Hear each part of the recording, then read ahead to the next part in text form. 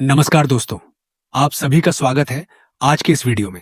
आज मैं आप सबसे केवल एक वीडियो साझा करने नहीं आया हूं, बल्कि एक संदेश, एक जिम्मेदारी और एक धर्म का आह्वान लेकर आया हूं। हम सब गर्व से कहते हैं, हम हिंदू हैं, परंतु एक बार मन में प्रश्न उठाइए, क्या हम सचमुच अपने हिंदू धर्म का कर्तव्य निभा रहे हैं?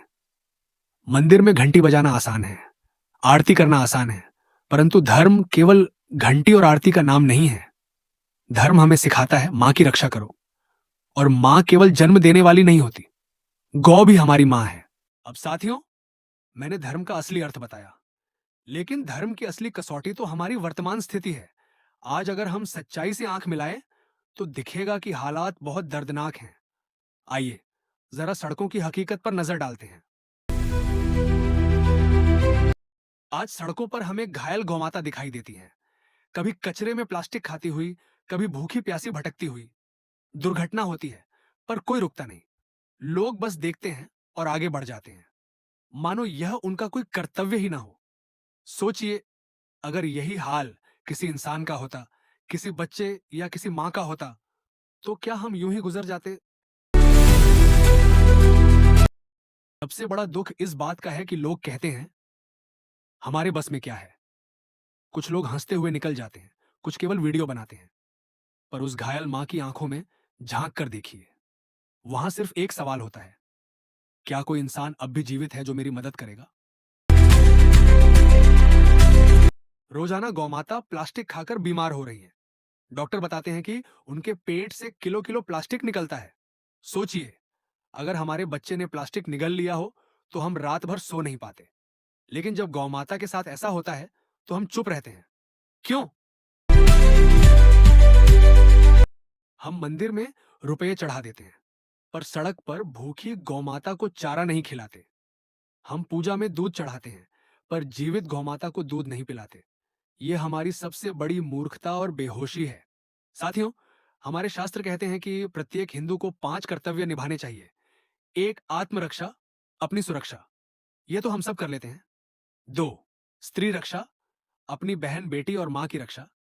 3, देश रक्षा, अपने भारत की रक्षा, हमारे सैनिक दिन रात सीमा पर खड़े रहते हैं। 4, धर्म रक्षा, अपने धर्म की रक्षा, पर यहां हम सबसे अधिक कमजोर हो गए हैं। 5, गौ रक्षा, जो सबसे बड़ा कर्तव्य है। जिस मां को हम गौ माता कहते हैं, उसी की रक्षा हम कर ही नहीं रहे। ना धर्म बचा पा रहे, ना गौ माता। यही हमारी सबसे बड़ी हार है। आज हम सोचते हैं, सोने चांदी के मंदिर बन गए, भव्य मंदिर बन गए, पर क्या मंदिर का असली उद्देश्य पूरा हुआ? गणेश चतुर्थी आती है तो हम नाचने लगते हैं, नवरात्रि आती है तो फिल्मी गीतों पर नाचने लगते हैं, शिवरात्रि आती है तो लोग भांग पीकर नौटंकी करते हैं। क्या यही हमारा धर्म है? क्या हमारी परंपरा केवल नाच गाने तक रह गई है? हमारे त्योहार तो ज्ञान और संस्कार बांटने के लिए थे। नवरात्रि में हम अपनी बेटियों को शक्ति और आत्मरक्षा सिखा सकते थे। शिवरात्रि पर अपने बच्चों को शिव का योग और वैराग्य समझा सकते थे। गणेश उत्सव में समाज को एकता और ज्ञान का पाठ पढ़ा सकते थे। लेकिन हमने क्या किया? हमने देवताओं को मंच पर नचा दिया और अपनी संस्कृति को तमाशा बना दिया। अब समय आ गया है कि हम केवल बोले नहीं बल्कि कुछ करें।